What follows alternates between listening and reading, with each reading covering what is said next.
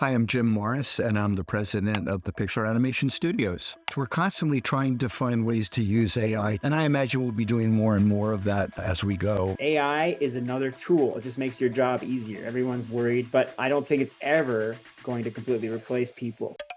The topic of AI is huge in the animation industry right now, and understandably so. So many of us are super nervous because we're not quite sure how this new technology is going to disrupt the industry. In my last video, we saw how executives want to replace everybody, even storyboard artists, with artificial intelligence, which is crazy. Because the conversation around the topic is so negative, I wanted to include some videos of people who have a more positive outlook on how AI can help animators in the future. We'll even learn how Pixar is using AI right now. So this is Jim Morrison, the president of Pixar, and this is Jason Martinson, an animator who's been working in the industry for like 20 years now. And they all have very interesting and unique opinions on how AI is going to shape our future as animation artists. With these clips, I hope to show you how big animation executives are already thinking about AI, how they see it being used in the future, and also how an actual animator right now is already thinking about AI and hoping it'll be good for us. Before we jump into the video, I want to give a shout out to 21 Draw. If you don't know, 21 Draw offers online courses and books on how to be a better artist for students at all skill levels. And all their courses are taught by some of the best artists in the world. You can take classes on character design, animation, background design, even promoting your stuff on social media. It's fantastic. As of right now, they're currently running a sale where you get a whopping 75% off an annual membership. And in an annual membership, you get access to all 35 plus courses, almost 900 lessons, and they're adding new courses every single month. So check out 21 Draw with the link below to help support the channel.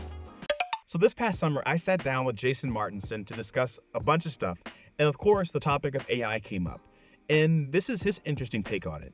You see these big headlines like, didn't Marvel do a full AI opening credits or whatever? That doesn't scare you? I haven't played much with it. I've just been putting my feelers out, and I've been telling people I'm interested in testing and using. I've signed up for a lot of the betas because I don't want to get left behind as an artist. And I also would like to work better, faster, and more efficiently. I don't want to have to do it the slow, crappy way if I can do it the new, faster, easier way. If a computer can figure out a lot of these problems for me and I can be doing more creative input, why would I be opposed to that as long as I can still have my job? Otherwise, I'll just quit and become an electrician or a plumber or something that AI is going to have trouble with. And everyone's obviously nervous about it. I know it's been causing a lot of problem in the writing industry because now ChatGPT can write. Concept artist industry, you can go on Midjourney and you can type in something and it can give you a drawing that looks like it's done by a professional concept artist in 30 seconds. It would take somebody like a week to make it a beautiful piece of art like this.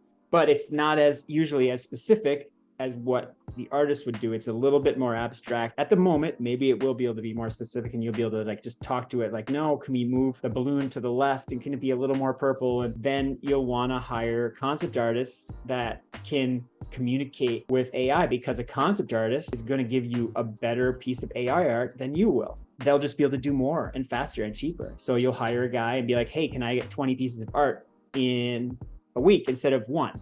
I want to see a bunch of stuff. You can't just take an average person and say, you're going to make a perfect, beautiful advertisement photograph of a mermaid under the water.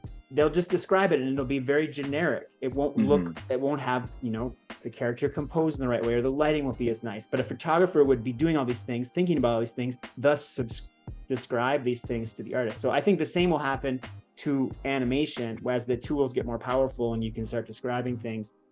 The people that understand animation and have animation training will do a better job with AI.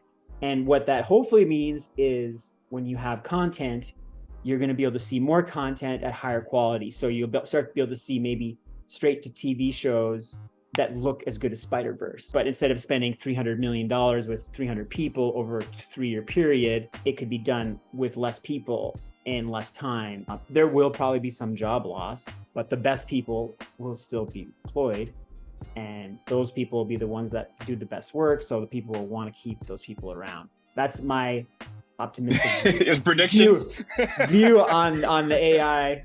I'm hopeful because of course it could go the other way. And if AI becomes completely conscious, it will just do better work than anybody. why have a person at all? That's where we are in trouble. But at the same time, if an AI is that smart, there's a whole other list of things that are existential that losing our animation jobs seem pretty insignificant. So far, I haven't seen anything AI can do visually that an artist doesn't do better currently. As an animation studio, I just think it's important we protect the artist and the art form as long as we can, because I think we should give jobs to people who really do that, and so they can get their entry level. I have an example of something that artists, the AI, which are storyboards. When we put in the script for storyboard analysis and doing on the script, it's like pieces of art, and it's instantaneous, and you could give notes, and it changes on the fly. There you go. And a new job. So like Another series of jobs.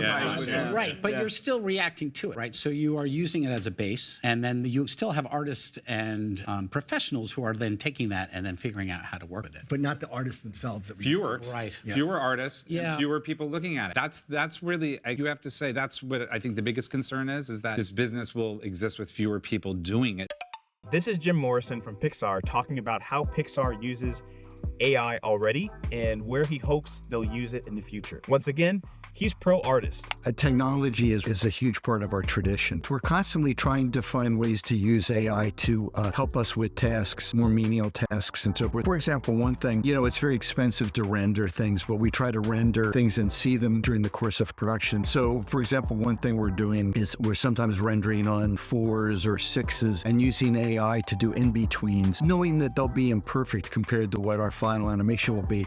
Good enough to get a look at how the scene is shaping up, so that we can, in a way, almost like you mentioned using AI for denoising, which we do in RenderMan. We're using AI to help facilitate our ability to iterate and look at more and more work. And I imagine we'll be doing more and more of that as we go. It's obviously a growing area of our industry. With our phones now, the cameras are so good in these, you can make a movie that looks as good as something from 1980, right, on the big screen. But it didn't exactly create a proliferation of new great movies popping up. So I know people think, AI will replace everything. I'm skeptical about that. I think we're going to continue to need artists and technicians and storytellers to do things. My hope is that AI will, enhance our ability to do that. If you remember when computer graphics came on the scene, everybody was acting like, well, that just gets made in computers, but the irony of that is the films we make have more hand labor than a hand-drawn Disney film back at historically speaking. So it hasn't really displaced the artist or the technical mind. And for us, it continues to, all of these things are terrific tools, and how can we use them to make great work? It's certainly an interesting area and seems to have people excited and terrified and all kinds of things.